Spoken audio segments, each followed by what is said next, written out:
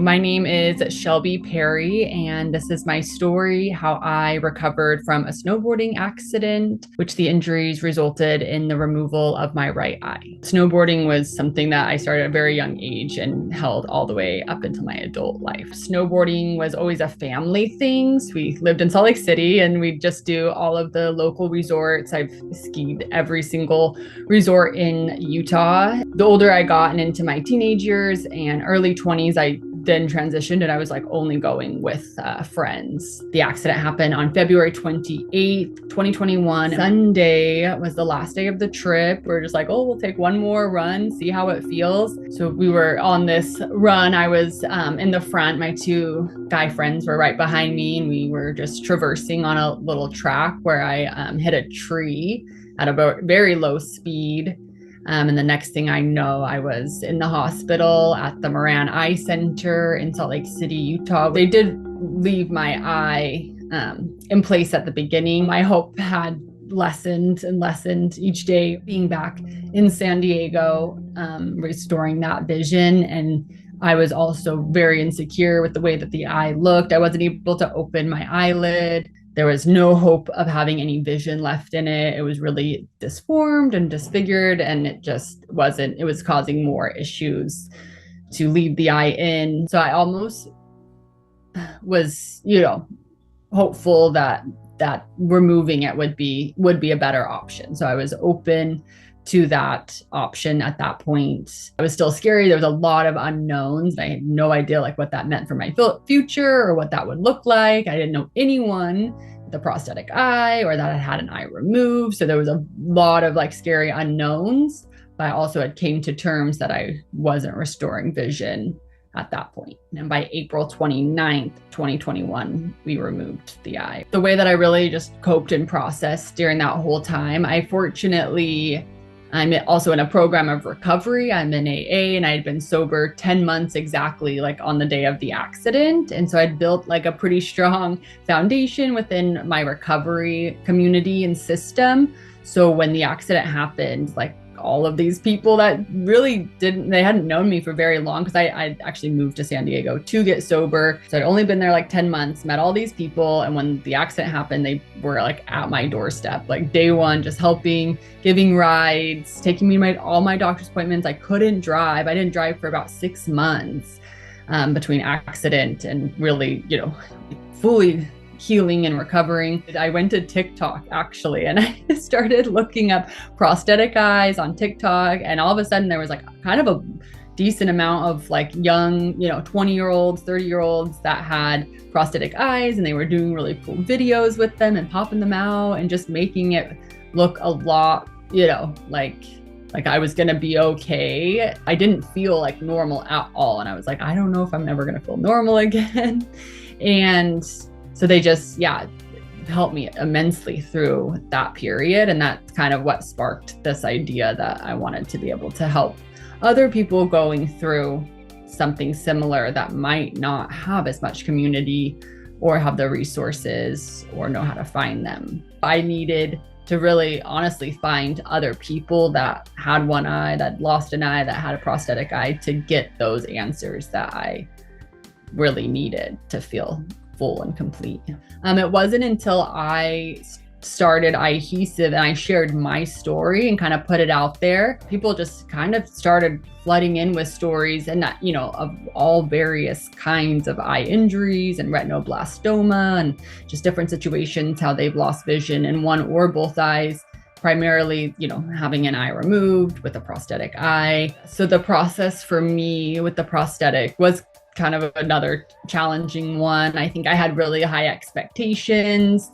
I just wanted it to look, perfect. And after receiving my first one, which is a process, it's 4 appointments that you have to go in, and some of the appointments are an hour or too long, and it's spread out over a month. The first time I put the eye in, ready to take it home, I recognized myself even less than I did during, because I think I'd gotten used to not wearing anything and kind of started to embrace myself like this. So then I felt I just had to an identity change when I lost the eye, and then another identity change when I got the prosthetic eye.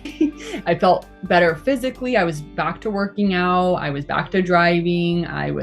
Had the energy back up, but then my physical appearance really wasn't, matching. The eyes to me looked very uneven. One looked bigger in pictures. It just stood out so much. I did struggle for a long time. And so there was parts that I would wear it for months, like trying to get used to it, because that's what everyone's like, just wear it more so you can get used to it. So I tried to do that. And, and then I just ended up not wearing it for a really long time. And one of my friends was like, you need to go talk to your ocularist or go get a second opinion and see, if there's a way to make one, that you are happy with. The new one I have, I do feel like significantly better with it. It does look a lot more even, more natural. I'm very happy with it. And I do wear it majority of the time. And then just depending, because I do a lot on social media. So if I'm making a certain TikTok video and I take it out, or, some kind of content, I'll take it out and leave it out a day or two. But I do primarily wear it. And I am, much happier, and it's been a process. So it took me a year to get this new one that I really like. I hear this from so many people too. It's like, I don't look like what I thought I was going to look like. I thought I'd be so happy with my prosthetic eye. I thought that was going to make the world of a distance, but it looks worse, or I'm not, as happy as I thought I was going to be. The way that I learned to embrace my prosthetic eye, my vision loss, was really kind of finding a community of other people that I could relate to. My whole healing really started when, I started iHesive and I started connecting and building this community. I think I did a lot of just shoving everything down for months and months and months and not really processing anything, and just, putting on a front. And as soon as I got with some people that I could be really open with and vulnerable with, that could understand and relate to the prosthetic eye experience, is when my healing really started. I still have times where I'm just what, how did this happen? Where am I? I held a conference for my community, and I didn't even realize, but when I was planning the conference and preparing, I was just thinking about all the emails and doing this and doing that. And when I was in the room, we did it on Zoom, and there was almost 30 of us, and we were just sharing our experience and talking about, our own strengths and hope. I realized, I was I needed this. This is what I needed.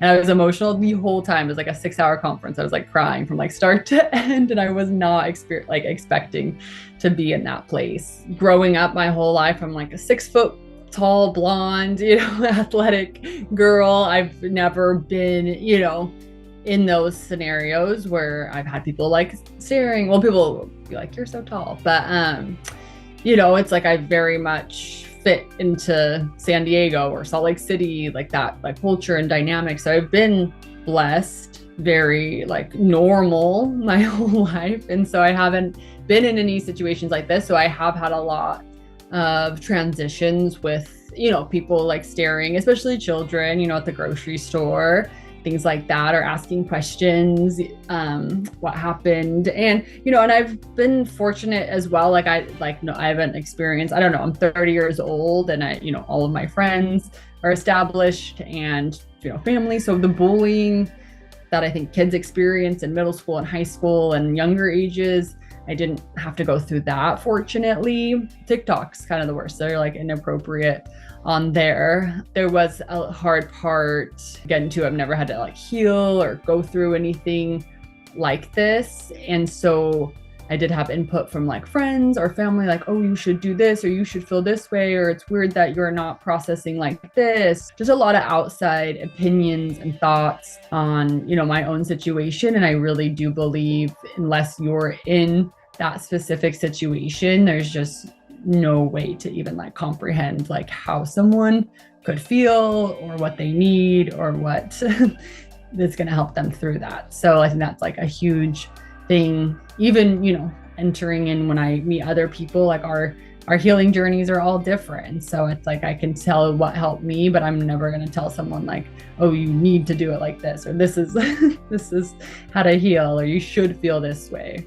How I started iHesive, I was just really feeling grateful for the community that I had already in place, and my friends and my family. And I just couldn't imagine going through something like this and not having such a strong support system and community. Like, it was just really rough. So I was just thinking about other people that might not have that and how challenging that would be. So I was like, well, maybe I'll just start by sharing my own story and see if I could connect with some people. So I launched my iHesive Instagram account in August of 2021. And so this person had found it like pretty quick, and they were like, I was just in an accident in July, like, here's my story. So I shared his story, and then I just kept like kind of throwing out there that I was like sharing stories, and it's just like, it has not stopped. Like, to this day, like over a year later, I've shared like close to 100 stories, receiving these stories from people now like all over the world, and a lot of different situations, whether that be eye injury or eye cancer, an eye tumor, retinoblastoma, or something that they were even born with.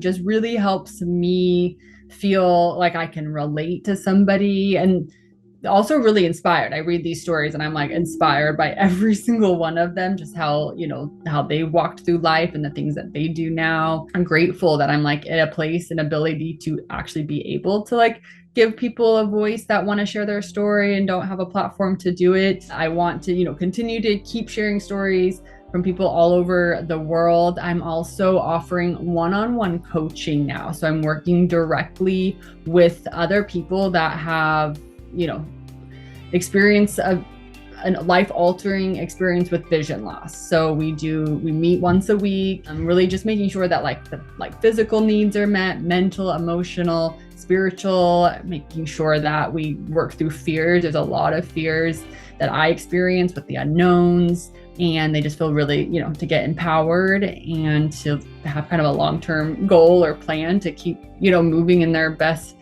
light, their best version, and get really confidence in their own appearance. I share my story just to connect with more people, like hoping to help, to have a community for people that might not have a community, that they can find this community. So it's like they go through this, they don't know what to expect. Maybe they don't have as many, friends or family members, and they can kind of lean into this already built community that can relate to them. I'd love to be able to raise money to help people get prosthetic eyes that can't get them, or various eye surgeries that aren't able to get the surgeries that they need. My advice for someone that is recently experiencing, vision loss, whether they have their eye removed or not, or they're getting a prosthetic or not, especially at the beginning, I always tell, because I do get this question a lot, is to rest. I noticed a huge difference by taking those little extra naps or going to bed, getting that little extra sleep, and really taking the self-care to rest and let my body heal. So that's like kind of number one thing. And then the number two thing is like ask for help. I still think I can do everything by myself, but I've really grown in that sphere of like asking for help, and I get the help, and people love to help. And then, it's patience, and that kind of loops back in with the rest of just being really patient. Like you will eventually get back to things that you love. You will start to feel normal again. Things will progress and you'll get better. And it just takes some time and some patience, and that like self-care of like rest and asking for help. And then my advice for caregivers or friends or family of people that are experiencing vision loss or an eye injury is to, offer that help and be, helpful and be there, but also don't ever like implement what you think that they need or should do, or how they should be healing or recovering. Be a listening ear, let them open up and speak to you. And I know that's really challenging, and it can be really hard, and scary. And there's a lot of unknowns for these caregivers and parents too, which I am, really working to want to help that as well, or those, people as well too. So you can also visit and get a lot of resources, and I connect parents to one another too that are going through similar things with their children. Again, my name is Shelby. Thank you so much for taking the time to listen to my story. You can find iHesive just at iHesive on Instagram and Facebook, or iHesive.com. All the links are below. If you or anyone you know is struggling to overcome or wants to find a community for vision impairment, loss of vision in one or both eyes, or has a prosthetic eye, we would love to have you join our community. Thank you so much.